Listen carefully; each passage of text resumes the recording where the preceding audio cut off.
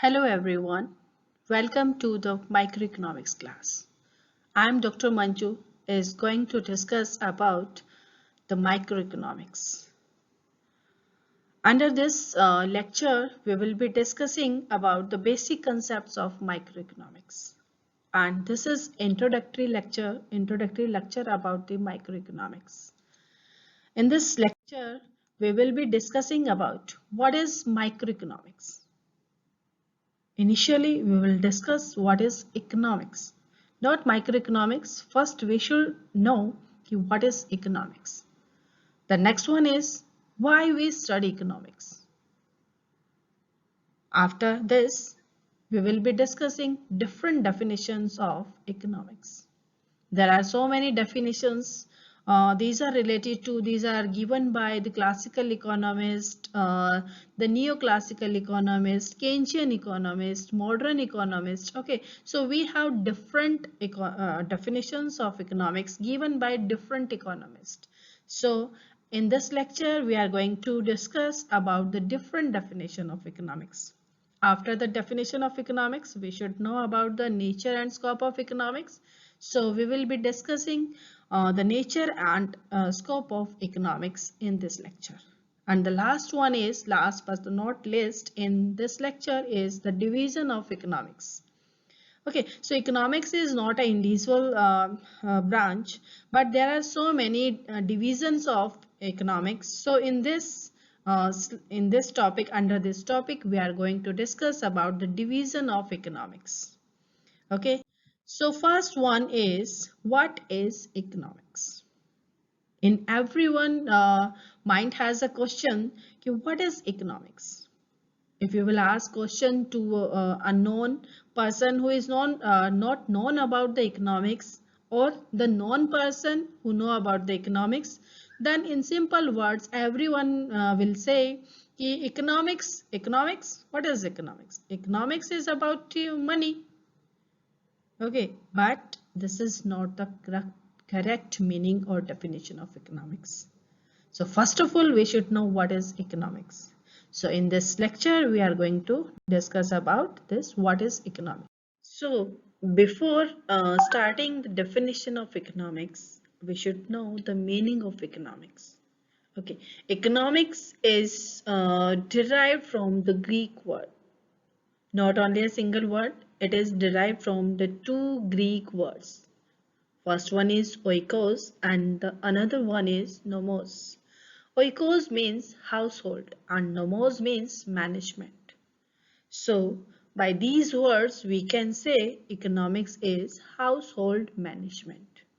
Household management means in which human beings study about how we are managing our household activities.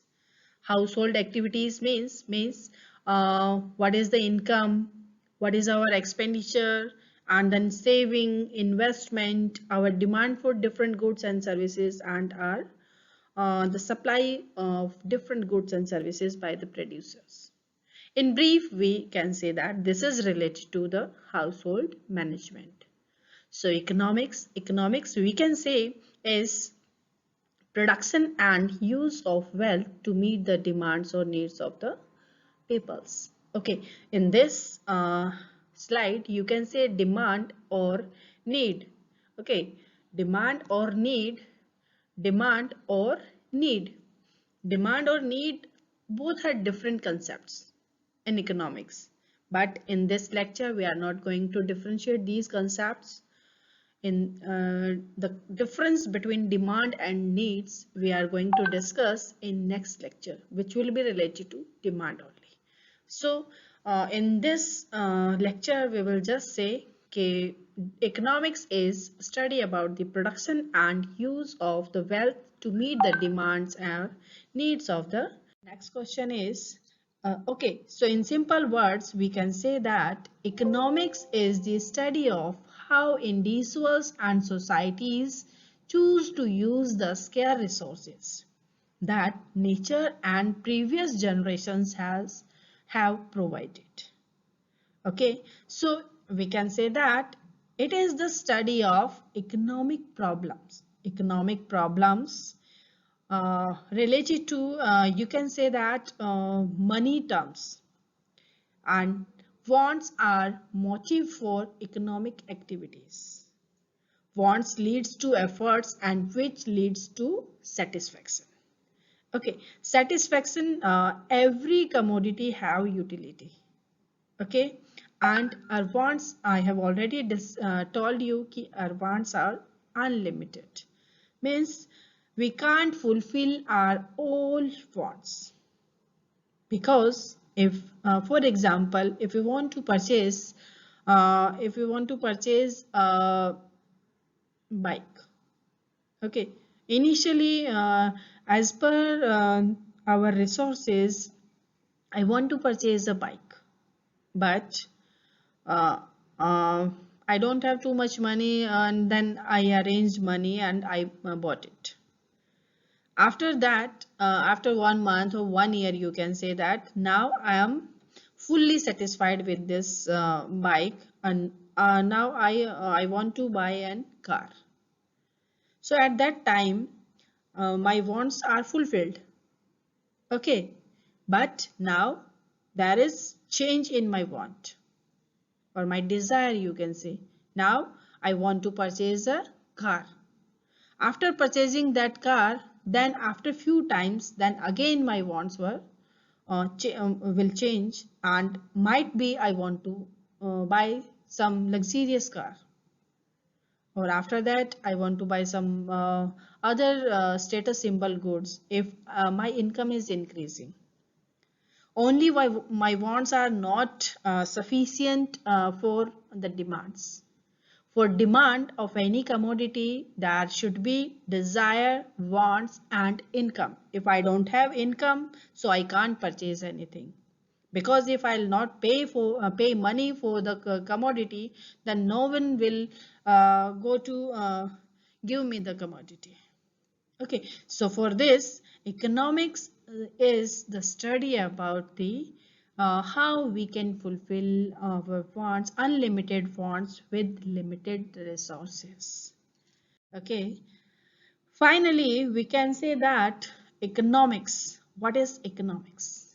This is in brief definition of economics and concise definition or meaning of economics. So economics is a social science that deals with the how peoples organize themselves in order to allocate scarce resources in order to produce goods and services that will satisfy the unlimited and multiplying wants and needs of men.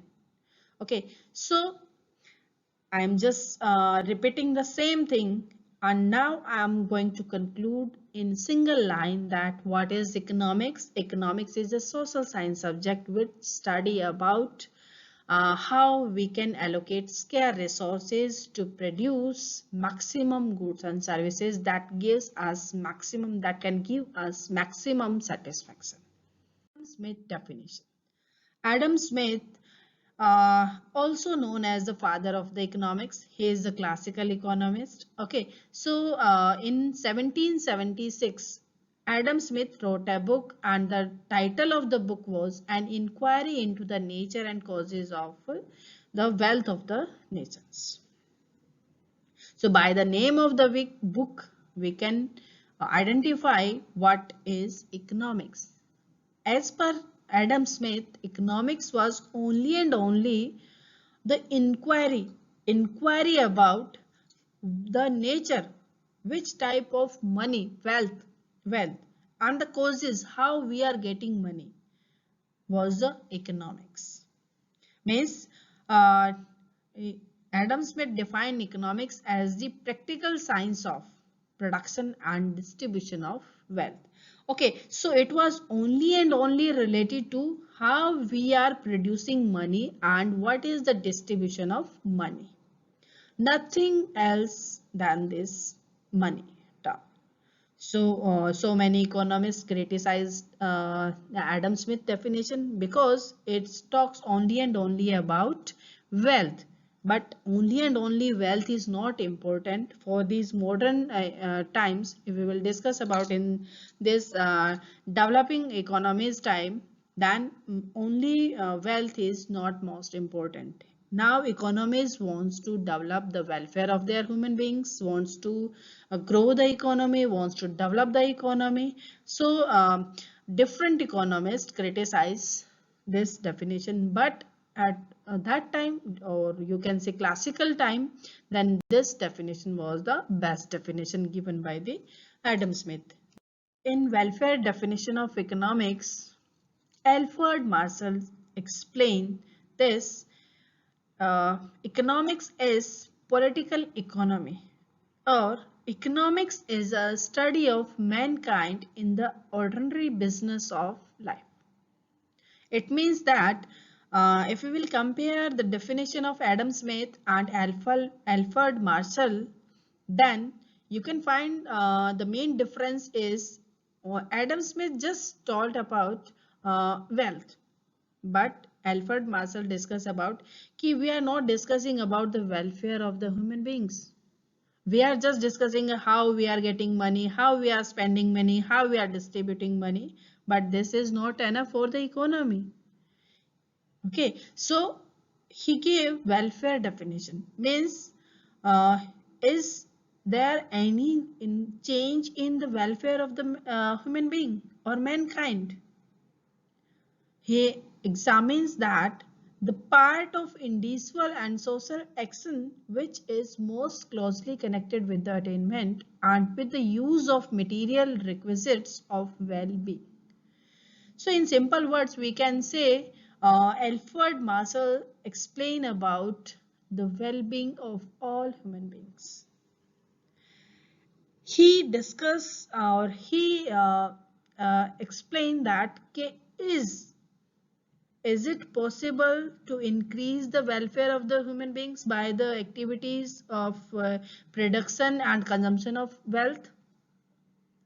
Okay, so he added one more concept, that is welfare of human beings. Okay, so next, after Alfred Marshall, the next definition is related to scarcity definition, which was given by Lionel Robbins. Okay, if we will see both the definition of Adam Smith and Marshall, then by these two definitions, Adam Smith is saying that we should increase the national income or per capita income, or the wealth of the economy should increase, or how we can increase the income and the distribution of the income. After Adam Smith, then Marshall told about the welfare of the human beings. But we know that in the starting of this lecture, I told you that we have scarce resources. Means the resources are limited and our wants are unlimited. So Lionel Robbins gave the scarcity definition. He gave this definition in 1932 in his book An Essay on the Nature and Significance of Economic Science. He defined economics as a science which studies human behavior as a relationship between ends and scarce means which have alternative uses. Ends means human wants, and means resources with which wants are fulfilled.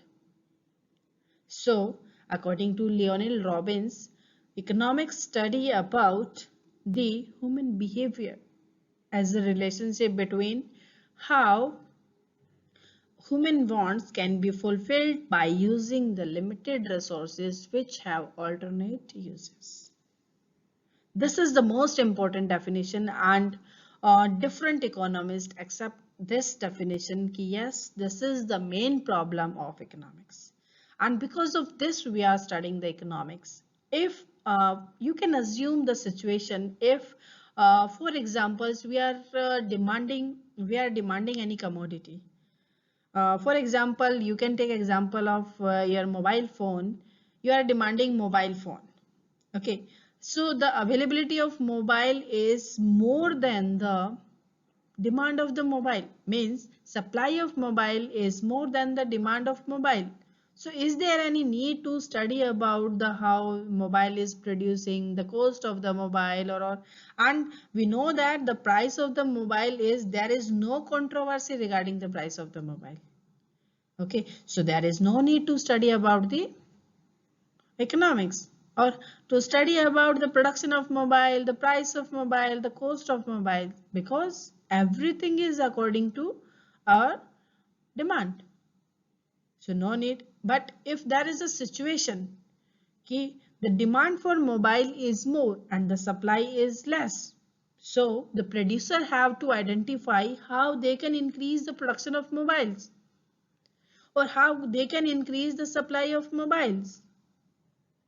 So this is economics study about the relationship between limited resources and unlimited wants. They have to use limited resources and they have to maximize the unlimited wants. So how they can maximize unlimited wants. Next one is the last definition is given by Paul Samuelson, that is growth definition. First one was related to wealth definition. Second one was related to welfare definition. Third one was scarcity definition. But after these, if you will see this, the current scenario, so every economy wants to grow themselves. So the growth definition was given by Paul Samuelson, and he defined economics as the study of how man and society choose, with or without the use of money, to employ scarce productive resources which could have alternative uses, to produce various commodities over time and distribute them for consumption, now and in the future among various people and groups of society. So, in concluding way, we can say that economics study about how economists, how all the agents of economics can use scarce resources in better way, because every resource have alternate use. So that they can give maximum satisfaction to all the agent, and it can also grow the economy and improve the welfare of all human beings. All are important. Only one single definition is not sufficient to define economics. For definition of economics, we have to cover up all these concepts. We need to improve the living standard and quality of commodities. We have to grow the welfare of the economy. We have to grow the economy, and we have to increase the national income or per capita income of the economy. So every definition is explaining different concepts related to economics, and every definition is important. By single definition, we can't explain. So what is science? Is a science because now we can say that uh, economics is both art and science. So why economics is both? We can explain one by one. So first I'm explaining economics is a science. Economics is a science because it is an organized body of truth, coordinated, arranged, and systematized with reference to certain general laws and principles. These laws and principles are based on different observations, formulations of theories, gathering of data, experimentations, and conclusions and generalizations. So in economics, if we will see about the different theories, laws, okay, then in economics, all theories and all laws are based on or are systematized and generalized laws. Or in simple words, you can say that science is based on the proofs. Means we can prove If we are saying about the law of gravity, then we can prove this. Okay, in economics, we can also prove the laws and theories because these are systematized, coordinated, and based on generalized laws. Next one is economics analyzes, seeks to explain economic events using some kind of logic. Yes, logically we can prove this. Logic based on a set of systematic relationships. Now I want to give one example in this. Economics is as a science. We have one concept in economics, that is law of demand. Law of demand explains the negative relationship between price and quantity demanded. Or you can say that if the price of the commodity is increasing, then the demand will decrease, or demand is decreasing. Or if the price is decreasing, then demand is increasing. We can prove this. So this is, with the help of this example, we can say that economics is a science. Economics is art. Economics is a social science because the subject matter of economics is people or societies and their behavior, unpredictable in nature. We can't predict. So art, we can't predict everything. So economics is related to human beings. So human beings are, they are not fixed. Their choices, their references, their preferences are changing every time. So we can't prove, means these are unpredictable in nature. So with the help of these examples, we can say that economics is both art and. Next one is branches of economics. Initially, before 1933, economics was the one individual subject, that is economics. But after 1930, Great Depression in USA, now there were two branches. One is microeconomics and the another one is macroeconomics. So in briefly, we are going to discuss about what is microeconomics and what is macroeconomics. Regner Frisch was the first economist who divide the economics in microeconomics and macroeconomics. First one is microeconomics. So, okay, by the name of microeconomics, micro means small. Micro means small, means individual unit or very small group of unit. So, microeconomics studies how the individual part of the economy make decision to allocate limited resources. Or in simple words, you can say microeconomics is the study of the economic behavior of individual units or an individual. For example, the study about the price of the commodity, the consumption of an individual person, the income of an individual person. These are the examples of the microeconomics. Okay, so microeconomics studies about how individuals use limited resources to meet unlimited needs, the consequences of their decisions, the behavior of individual components like industries, farms, and household, how individual prices are set, what determines the price of land, labor, and capital. And economics also studies about the strength and weaknesses of the market mechanism. Okay, so in brief, we can say that microeconomics study about the economic behavior of all individual units. For example, individual consumer, individual producer, and individual market, individual, you can take any example in which they are discussing about the economic behavior of at a small level. Next one is microeconomics. Microeconomics, micro means macro. Next one is macroeconomics. Macro means large.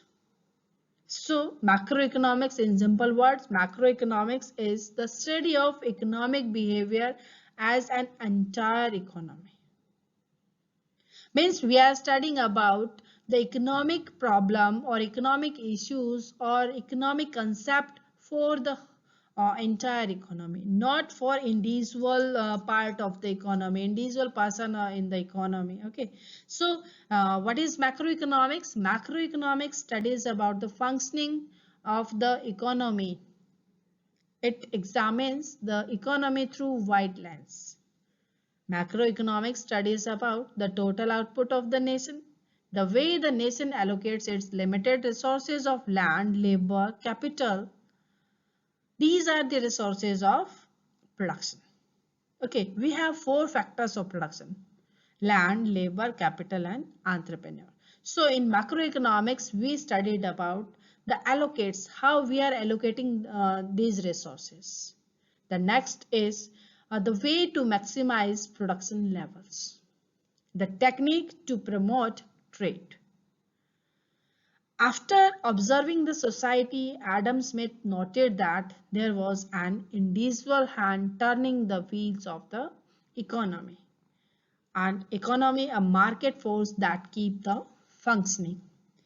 Okay, so in this, I can conclude that the introductory lecture is, what is economics? Economics is the study of the economic behavior of all human beings, which study about the how we can use that scarce resources to fulfill our unlimited wants to get maximum satisfaction.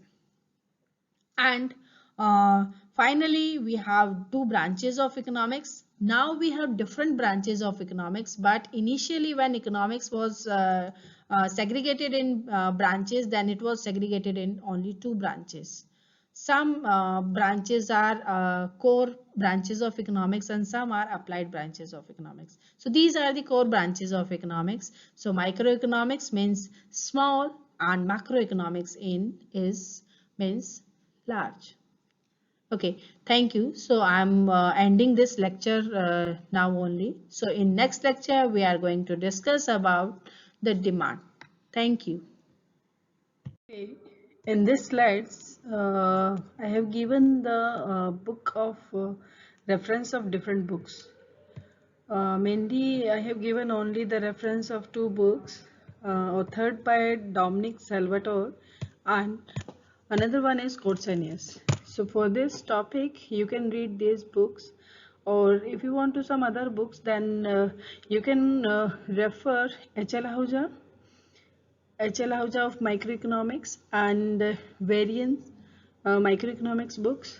Okay, so you can study this topic from these reference book. And the last but not the least, in this slides I have given few questions, practice questions. Okay, so whatever we have discussed in this lecture, so you can you are able to answer all these questions.